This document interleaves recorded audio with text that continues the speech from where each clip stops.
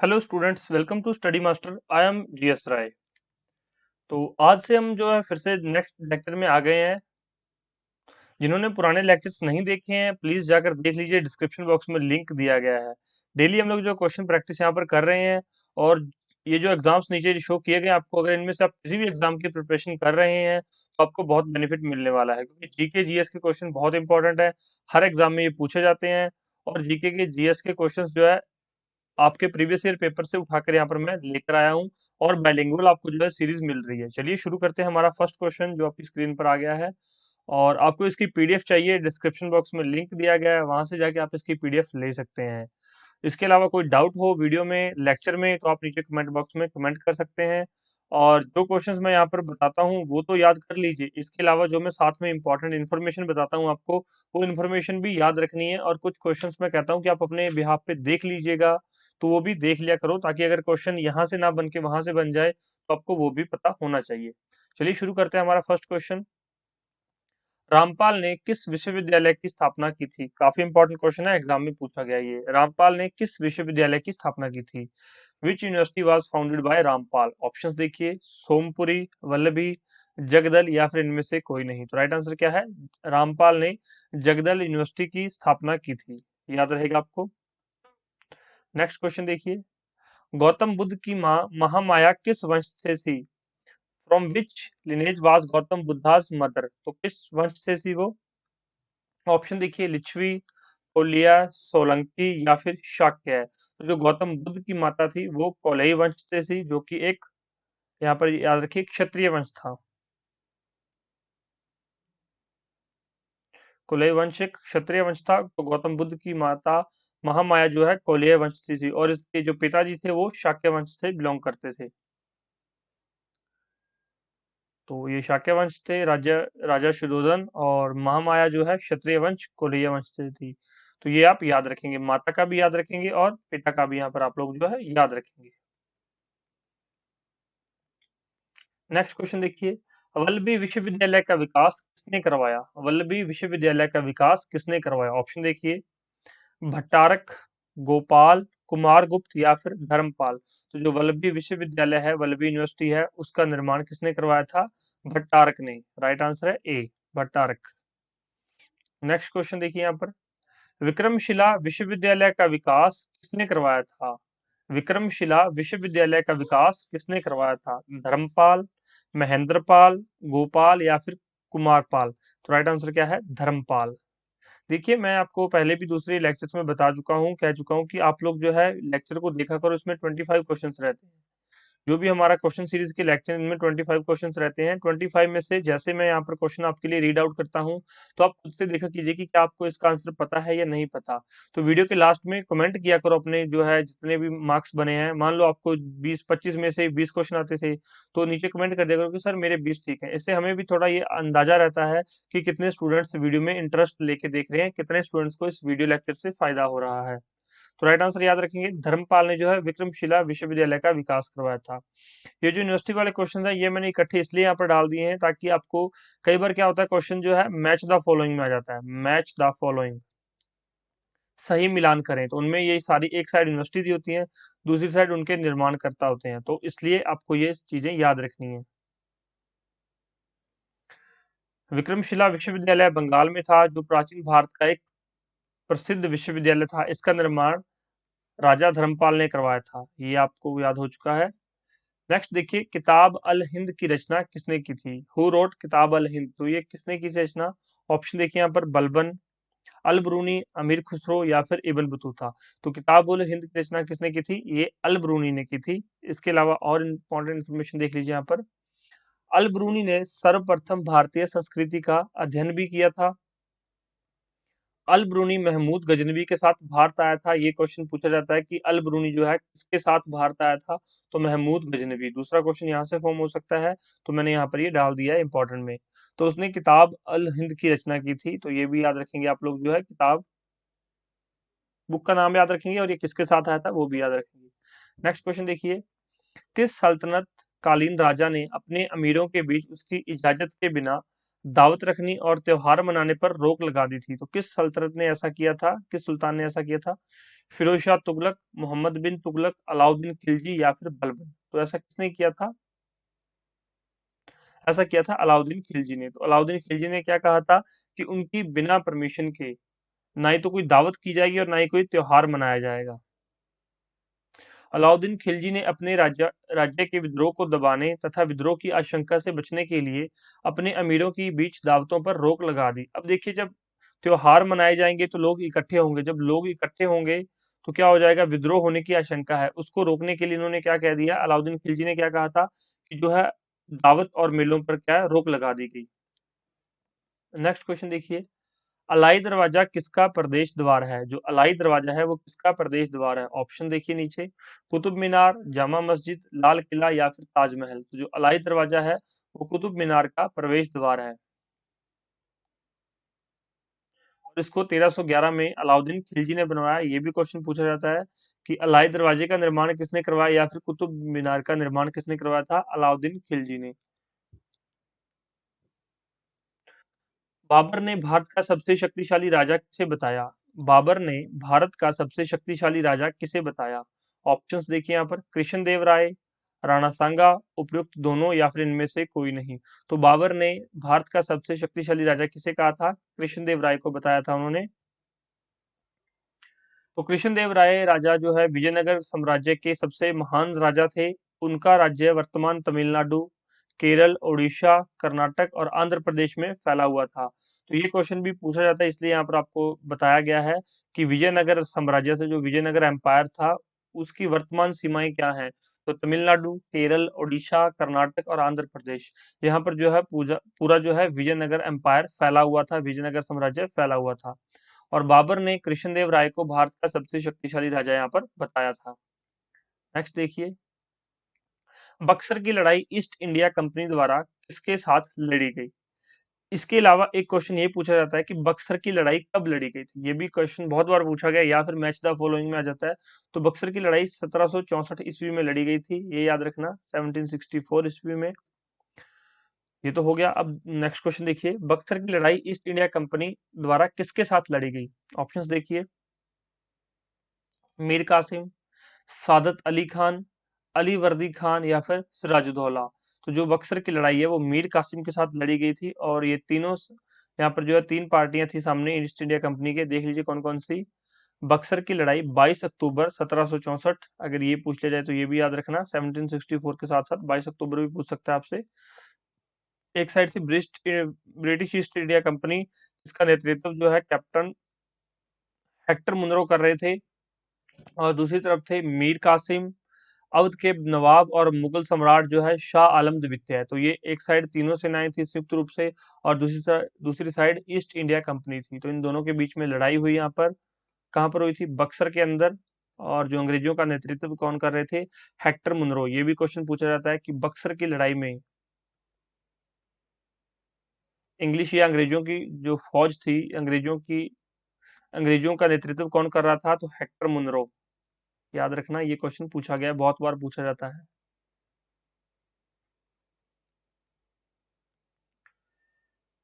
निम्नलिखित में से भारतीय शिक्षा का मैग्ना कार्टा किसे कहा जाता है? ऑप्शंस देखिए नीचे, भारतीय शिक्षा का मैग्ना कार्टा पूछा गया आपसे यहाँ पर। तो ऑप्शन देखिए, वुड्स डिस्पैच, सिल्डर आयोग, भारतीय विश्वविद्यालय अधिनियम 1904 या फिर रिले आयोग। तो यहाँ पर जो वुड्स डिस्पैच को जो है यहाँ पर क्या कहा जाता है? वुड्स डिस्पैच को भारतीय शिक्षा का मैग्ना कार्टा कहा जाता है। और ये कब लाया गया था? ये 1854 के अंदर लाया गया था, 1854 में। ये भी क्वेश्चन पूछा जाता है कि वुड्स डिस्पैच कब लाया गया था? 1854। देख लीजिए यहाँ पर, sir Charles Wood British east India company के नियंत्रक बोर्ड के अध्यक्ष थे, सर चार्ल्स वुड। और उन्होंने 1854 में लॉर्ड डलहौजी को एक प्रेषण भेजा था। उन्होंने सुझाव दिया था कि प्राथमिक विद्यालयों में मातृभाषा में पढ़ाई होनी चाहिए, और जो उच्च विद्यालयों में अंग्रेजी शिक्षा में भी होनी चाहिए। इसके लिए उन्होंने वुड्स का डिस्पैच कहा जाता है। तो जो आपकी प्राइमरी एजुकेशन है वो किस में होनी चाहिए? Primary school education mother tongue में होनी चाहिए, और हायर एजुकेशन जो है इंग्लिश के अंदर होनी चाहिए।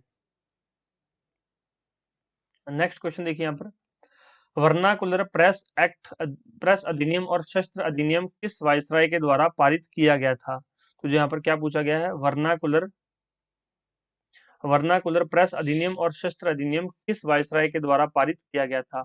Lord Lytton, Lord Mayo, Lord Dalhousie या फिर लॉर्ड हार्डिंग? किसके द्वारा किया गया था? लॉर्ड लिटन के द्वारा।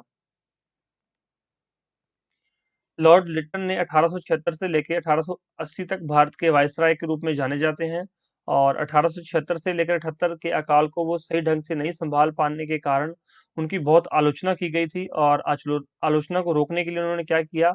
वर्नाकुलर प्रेस अधिनियम लिया और शस्त्र अधिनियम 1878 को उन्होंने पारित कर दिया। तो नाम याद रखेंगे आप लोग, लॉर्ड लिटन। नेक्स्ट क्वेश्चन देखिए, निम्नलिखित में से किस वायसराय की हत्या उनके कार्यकाल के दौरान की गई थी? Lord Mayo, Lord Lytton, Lord Dalhousie या फिर लॉर्ड हार्डिंग? तो जो लॉर्ड मेयो थे उनके कार्यकाल के दौरान ही उनकी हत्या कर दी गई थी।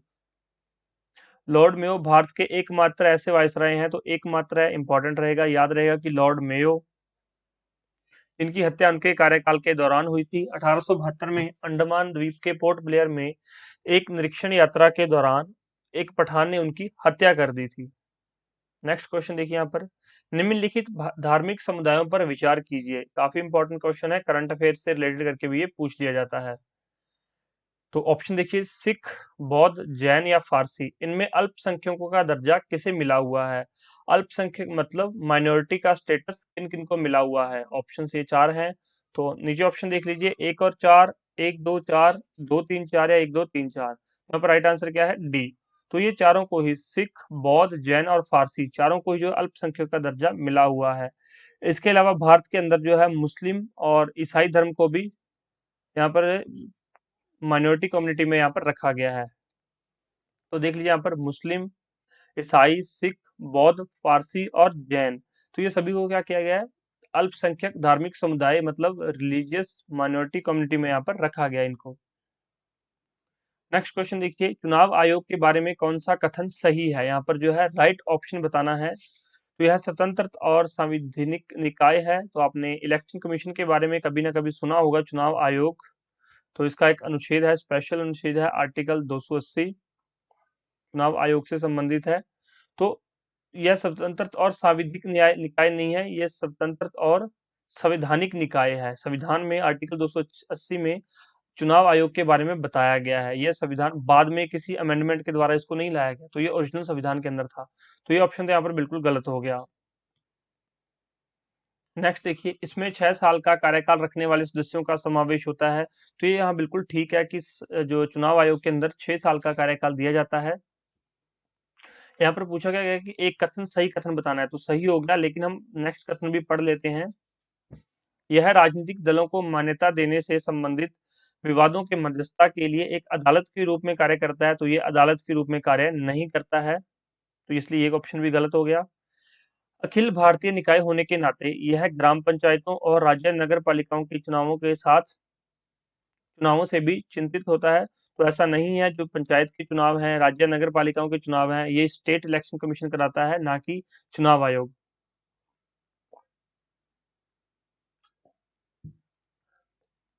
नेक्स्ट क्वेश्चन देखिए यहाँ पर,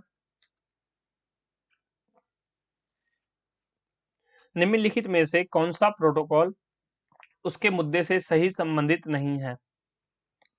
देखिए, वेरी वेरी इंपॉर्टेंट क्वेश्चन है। इसमें क्या इंपॉर्टेंट है वो भी बता देता हूं मैं, और किस तरह से इसको आप याद रखना है। देखिए, इसमें चार ऑप्शंस दिए गए हैं। पूछा क्या गया यहाँ पर कि निम्नलिखित में से कौन सा प्रोटोकॉल उसके मुद्दे से सही संबंधित नहीं है। मतलब कोई एक यहाँ पर सही संबंधित नहीं है, बाकी सारे सही संबंधित हैं। और ये इन्फॉर्मेटिव क्वेश्चन है, जिससे कि आपको इन्फॉर्मेशन याद रखनी है। एग्जाम में डायरेक्ट क्वेश्चन घुमा फिरा के एग्जामिनर आपसे पूछ सकता है। पहला ऑप्शन देखिए यहाँ पर, 1987 का मॉन्ट्रियल प्रोटोकॉल ओजोन क्षयकारी पदार्थ है, इससे संबंधित है। तो बिल्कुल ठीक है, मैंने आपको बताया है पिछले लेक्चर्स में भी कि जो मॉन्ट्रियल प्रोटोकॉल है 1987 में पारित किया गया था, ओजोन डिप्लेशन से रिलेटेड है ये। तो बिल्कुल ठीक है, मॉन्ट्रियल प्रोटोकॉल ओजोन डिप्लेशन से रिलेटेड है, और 1987 में इसको जो है मॉन्ट्रियल प्रोटोकॉल को लाया गया था। तो एक और मैंने आपसे बहुत बार पूछा हुआ है कि ओजोन डे कब मनाया जाता है। काफी इंपॉर्टेंट क्वेश्चन है, मैं बार बार आपको जो है बीच में रिवाइज करवाता रहता हूँ। काफी स्टूडेंट्स कमेंट भी करते हैं और काफी स्टूडेंट्स कमेंट नहीं भी करते हैं, तो आप देख लीजिए कमेंट करना है नहीं करना है, आपको पता है नहीं पता है। पार्टिसिपेशन जितना ज़्यादा रहेगा आपका उतना ही आपके लिए अच्छा रहेगा, और हमें भी अच्छा लगता है कि ठीक है आप लोग पार्टिसिपेट कर रहे हैं। अदरवाइज वीडियो में इन्फॉर्मेशन आपको दी जाती है, आप लोग वीडियो से इन्फॉर्मेशन लीजिए और इन्फॉर्मेशन को याद रखिए, अपना एग्जाम पास कीजिए, एक गवर्नमेंट जॉब लीजिए और अपने जो है फैमिली को सपोर्ट कीजिए। हम तो यही चाहेंगे कि आप लोग जो है सभी लोग जो वीडियो को देख रहे हैं उनको उनकी गवर्नमेंट जॉब लग जाए। लेकिन सिर्फ हमारे चाहने से कुछ नहीं होगा, आपको उसके लिए हार्ड वर्क करना पड़ेगा, हार्ड के साथ साथ स्मार्ट वर्क करना पड़ेगा।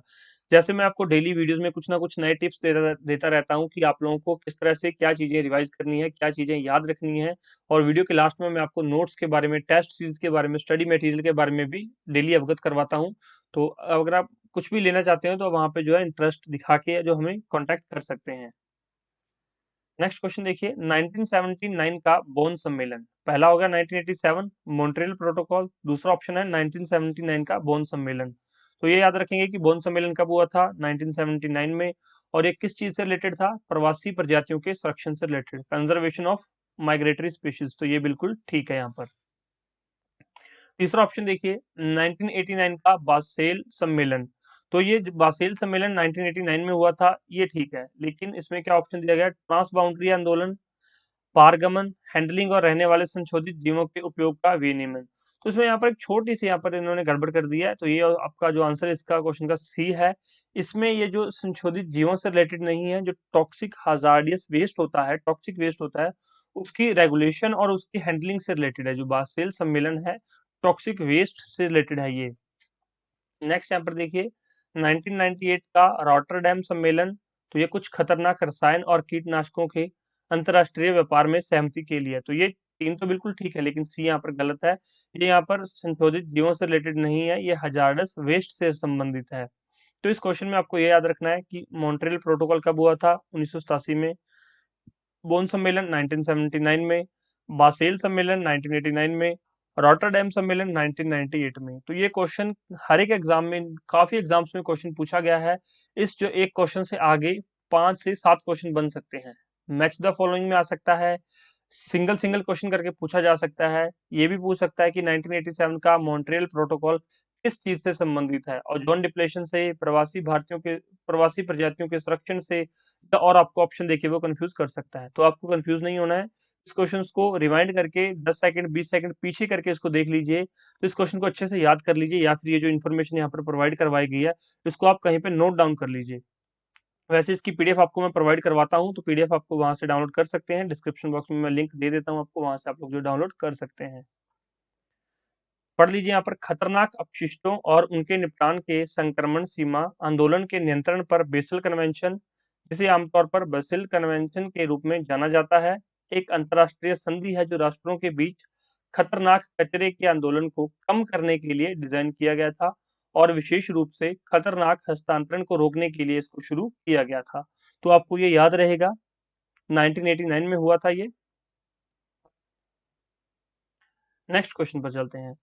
पश्चिमी घाट पारिस्थितिकी विशेषज्ञ पैनल के अध्यक्ष कौन है? पश्चिमी घाट पारिस्थितिकी विशेषज्ञ पैनल के अध्यक्ष कौन है? आर के पचौरी, वंदना शिव, माधव गाडगिल या प्रदीप कृष्णन। सही उत्तर क्या है? माधव गाडगिल। और इसमें यही लिखा हुआ है, और इसके लिए जो है गाडगिल समिति भी कहा जाता है इसको, माधव गाडगिल के कारण। नेक्स्ट है, शेर की पूंछ वाला मकाक। ये देख लीजिए यहाँ पर, मकाक, शेर की पूंछ वाला मकाक किस वन्यजीव रिजर्व में पाया जाता है? तो ये मकाक क्या है? ये एक बंदर की प्रजाति है, बंदर जैसा दिखने वाला एक जानवर होता है, तो उसको मकाक बोलते हैं। उसकी जो पूंछ है वो बिल्कुल शेर के जैसी होती है। तो यह किस वन्यजीव रिजर्व में पाया जाता है? ये क्वेश्चन आपके लिए यहाँ पर, नीलगिरी, दिहांग दिबांग, नौक्रेक या फिर इनमें से कोई नहीं। तो ये कहाँ पाया जाता है? यह नीलगिरी के जो है वन्यजीव अभ्यारण्य में, वन्यजीव रिजर्व में पाया जाता है। नेक्स्ट क्वेश्चन देखिए यहाँ पर, भारतीय जलीय निकायों में एक परेशानी घास के रूप में प्रदूषण निकालने के लिए एक जलीय पौधे को अमेरिका से लाया गया है। तो उस पौधे का नाम क्या है? तो अमेरिका से हम एक पौधा लेकर आए हैं जो क्या करता है, पोल्यूशन कम करता है। कहाँ पर? इंडियन वाटर बॉडीज में। तो उस पौधे का नाम क्या है? नागफनी, एग्योलपस, जलकुंभी या पिस्टिया। तो देखिए, नागफनी जो है आपने ज्योग्राफी में पढ़ा होगा कहाँ पर उत्पन्न होती है, जलकुंभी के बारे में पढ़ा होगा, पिस्टिया के बारे में पढ़ा होगा, लेकिन एगियो ऑल्पस के बारे में नहीं पढ़ा। तो ये अब ध्यान रखिए इसको, कि ये अमेरिका से लेकर आए हैं वाटर बॉडीज में, जो इंडियन वाटर बॉडीज में जो पोल्यूटेंट्स होते हैं उनको खत्म करने के लिए। कहाँ से लेकर आए हैं ये? अमेरिका से। कई बार क्वेश्चन दूसरी तरफ पूछा जाता है कि एगियोल्पस जो है ये पौधा है, ये कहाँ से लेकर आए हम लोग? तो इसको अमेरिका से लाया गया, एक घास का रूप है ये एक। याद रहेगा आपको। जलकंभी भी जो दक्षिण अमेरिका का एक पौधा है, और यह बहुत अधिक संख्या में बीज उत्पन्न करता है, और इसके बीजों में अंकुरण की क्षमता 30 वर्षों तक होती है।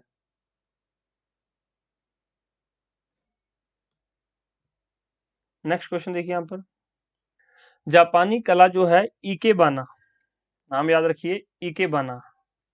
जापानी कला है ये इकेबाना, किससे संबंधित है? फूलों की सजावट से, दीवार चित्रकला, मूर्तियों से, या फिर इनमें से कोई नहीं? तो जो जापानी कला है इकेबाना, ये फूलों की सजावट से संबंधित है।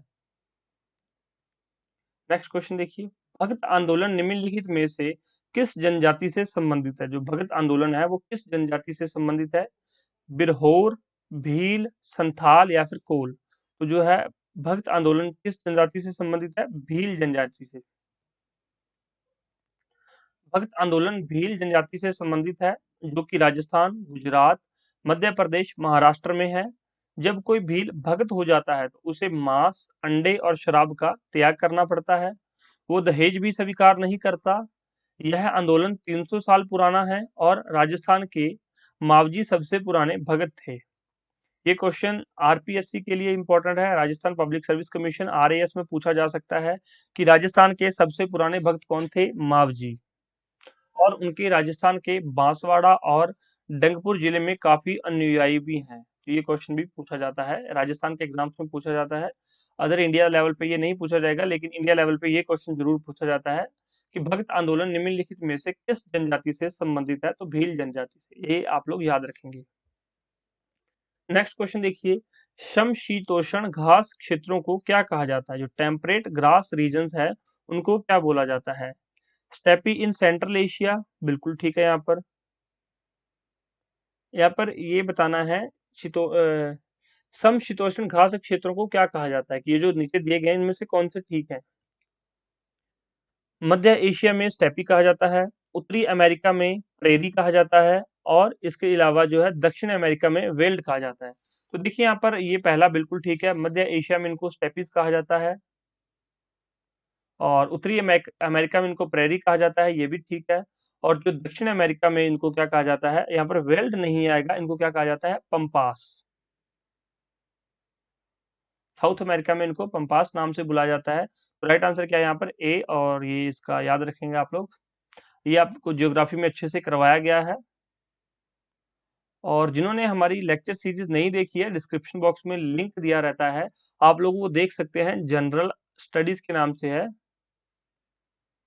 जनरल स्टडीज के नाम से है। उसमें 30 लेक्चर्स दिए गए हैं, 30 लेक्चर्स, जिसमें ये सारी चीजें अच्छे से कवर की गई हैं। ये सारे क्वेश्चंस आपको, अगर आप वो 30 लेक्चर देख लेते हैं, तो ये सारे क्वेश्चन आपके आसानी से हल हो जाएंगे, क्योंकि वो सारे इंपॉर्टेंट क्वेश्चन ही उसमें इंपॉर्टेंट चीजें ही करवाई गई, उसमें पढ़ाया गया है। वो डिस्क्रिप्टिव वीडियोज है, उसमें आपको सारी चीजें अच्छे से इलेबोरेट की गई हैं। ये objective MCQ type videos lecture है, और वो आपको अच्छे से पढ़ाया गया है, तो वो भी आप लोग देख सकते हैं। जनरल स्टडीज की वीडियो डिस्क्रिप्शन बॉक्स में दिए गए हैं। निम्नलिखित में से किस क्षेत्र में मक्का प्रमुख भोजन है?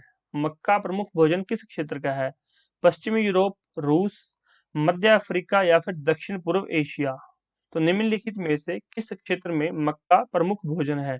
बताइए आप लोग किसमें है? तो ये सेंट्रल अफ्रीका के अंदर है। और मक्का से हमें क्या क्या चीजें मिलती हैं, ये भी क्वेश्चन में पूछा जाता है। तो मक्का से हमें vitamin A, vitamin C, vitamin E और कार्बोहाइड्रेट्स मिलते हैं। याद रखना, मक्का से विटामिन ए, ई, सी और कार्बोहाइड्रेट्स हमें मिलते हैं। इसमें काफी पोषक तत्व होते हैं, और ऊर्जा का ये एक अच्छा स्रोत होता है। तो ये कहाँ पर हमें मिलता है मक्का? याद रखिए, मध्य अफ्रीका के अंदर। नेक्स्ट क्वेश्चन देखिए। संकोश नदी किन दो राज्यों के बीच सीमा बनाती है? जो संकोश नदी है वो किन दो राज्यों के बीच में सीमा बनाती है? ऑप्शन देखिए, बिहार और पश्चिम बंगाल, असम और अरुणाचल प्रदेश, असम और पश्चिम बंगाल, बिहार और झारखंड। राइट आंसर क्या है? असम और अरुणाचल प्रदेश। तो ये संकोश नदी है, ये असम और अरुणाचल प्रदेश के अंदर जो है सीमा बनाती है, असम और अरुणाचल प्रदेश। और यह ब्रह्मपुत्र नदी की ट्रिब्यूटरी है, ये भी ध्यान रखना। संकोश नदी उत्तरी भूटान से निकलती है, उत्तरी भूटान से निकलती है। असम में यह नदी ब्रह्मपुत्र में सम्मिलित हो जाती है। यह नदी असम और अरुणाचल प्रदेश के बीच सीमा का निर्माण करती है। तो आप इसको याद रखेंगे। नदी का नाम काफी इंपॉर्टेंट है, संकोश नदी। कम पूछा जाता है लेकिन एग्जाम में पूछा जाता है। जब आप देखिए कि एक एक नंबर से जो है नेगेटिव मार्किंग नहीं होती किन्हीं एग्जाम्स में, वहां पर एक एक क्वेश्चन बहुत इंपॉर्टेंट हो जाता है। तो इसलिए अगर पढ़ा हुआ होगा तो आपको अवश्य ही बेनिफिट मिलेगा। और यह जो हमारी लेक्चर सीरीज चल रही है जिसके अंदर की आपको क्वेश्चंस करवाए जा रहे हैं, काफी इंपॉर्टेंट रहेगी। जब तक आपका एग्जाम कोई ना कोई क्लियर नहीं हो जाता तो ये लेक्चर्स के साथ जुड़े रहिए। अनलिमिटेड इसमें क्वेश्चंस आपको मिलते रहेंगे। वीडियोस क्या होता है, इससे आप लोग क्या पढ़ाई से जुड़े रहते हैं। अब इसमें हर एक सब्जेक्ट की वीडियो क्वेश्चंस हैं, जिसमें कि science, environment, history, polity, economy, geography. History में भी आगे तीनों पार्ट्स कवर किए गए हैं। तो इसलिए क्वेश्चंस किया करो, प्रैक्टिस डेली किया करो, पढ़ाई से जुड़े रहा करो और रिवीजन जरूरी है। जैसे आपको किसी क्वेश्चन का आंसर नहीं पता होता तो उससे रिलेटेड जाकर, उस सब्जेक्ट से रिलेटेड जाकर थोड़ा बहुत पढ़ लिया करो। फिर सचिन तेंदुलकर ने अपना 100वां शतक किसके खिलाफ लगाया था? ऑप्शंस देखिए, बांग्लादेश, श्रीलंका, ऑस्ट्रेलिया या पाकिस्तान।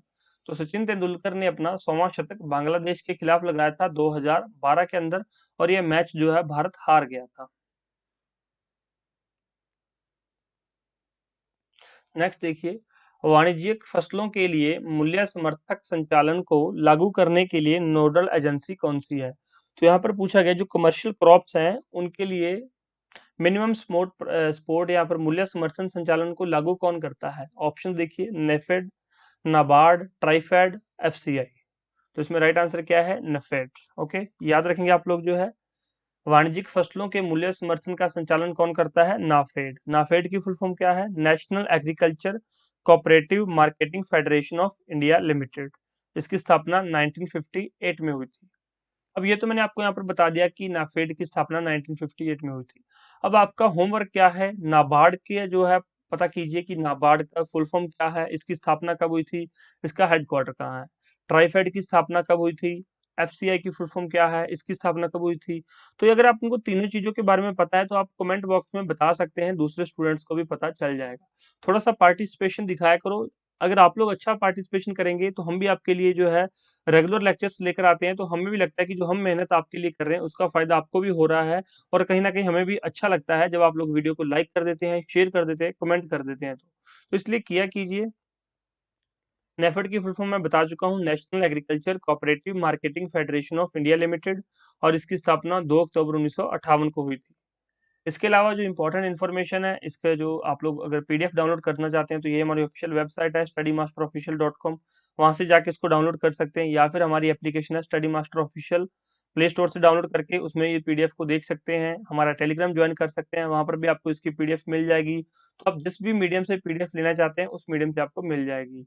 आपका फीडबैक जो है हमारे लिए बहुत इंपॉर्टेंट रहता है। आपके कमेंट्स, लाइक्स, शेयर हमें बहुत जो है मोटिवेशन देते हैं। और अगर आपको किसी भी एग्जाम से रिलेटेड टेस्ट सीरीज चाहिए, स्टडी मटेरियल चाहिए, नोट्स चाहिए, तो आप लोग हमारे इस फोन नंबर पर, ये हमारा मोबाइल नंबर है 9896160956, तो इस पर व्हाट्सएप करके पता कर सकते हैं, या फिर टेलीग्राम पे भी इसी नंबर से आप लोग हमसे जुड़ सकते हैं और जो भी आपका डाउट हो, क्वेरी हो, पूछ सकते हैं। Practice can make you succeed. अगर आप लोग प्रैक्टिस करेंगे तो आपको सफलता जरूर मिलेगी। यही नारा आप याद रखिएगा कि जब तक आपको सक्सेस नहीं मिलती, प्रैक्टिस करते रहना है। जितनी ज्यादा क्वेश्चंस की प्रैक्टिस करेंगे उतना ही आपके लिए बेनिफिशियल रहेगा। एक दिन ऐसा आएगा जब आप मान लो 100 क्वेश्चन है जनरल स्टडीज के, डेली प्रैक्टिस करते रहेंगे तो आपको ये लगेगा कि 100 में से 80 to 90 क्वेश्चन तो मैंने देखे हुए हैं, ये तो मैंने पढ़े हुए हैं, ये तो मैं प्रैक्टिस करके आया हूँ। 10 से 12 क्वेश्चन जो है नए क्वेश्चन हो सकते हैं, या फिर कुछ ऐसे क्वेश्चन जो आपने प्रैक्टिस ना किए हो, तो ये इतना ज्यादा फिर मायने भी नहीं रखता। जब आपके 80 या 90 क्वेश्चन ठीक हो रहे हैं 100 में से, तो 10 से 12 क्वेश्चन फिर आपके लिए कोई मायने नहीं रखते, क्योंकि कट ऑफ ऑलवेज जो है 70 से 80% ही जाती है वनडे एग्जाम्स की। और अगर सिविल सर्विसेज की बात करें, स्टेट सिविल सर्विसेज की बात करें, तो 50 to 60% प्रीलिम्स में जाती है, और जो है मेंस का भी यही रिजल्ट रहता है, 50 to 60% के बीच में यहाँ पर जो आपके नंबर्स काउंट होते हैं। तो इसके अलावा कोई इन्फॉर्मेशन चाहिए हो तो आप हमसे पूछ सकते हैं, कमेंट कीजिए। Thank you so much, take care, bye bye. जिसने पुरानी वीडियोस नहीं देखी, डिस्क्रिप्शन बॉक्स में लिंक दिया गया, वहां से जाके आप लोग जो है पुराने लेक्चर्स भी देख सकते हैं। और नए लेक्चर्स के लिए मॉर्निंग में 7:30, इवनिंग में 5 PM, और कई बार टाइमिंग्स चेंज हो जाती है, वीडियो आगे पीछे अपलोड कर दिया जाता है। तो इसके लिए आप लोग जो है चैनल को सब्सक्राइब कर लो, साथ में बेल आइकन दबा लो, जब भी लेक्चर अपलोड होगा आपको इसका नोटिफिकेशन मिल जाएगा। और अगर मान लो बार-बार किसी को नोटिफिकेशन नहीं जाता तो टेलीग्राम ज्वाइन कर लो। वीडियो जब पब्लिश किया जाता है उसके बाद टेलीग्राम में डाल दिया जाता है, ताकि किसी को नोटिफिकेशन नहीं गया तो वो वहाँ से जाके भी एक्सेस कर सकता है। धन्यवाद।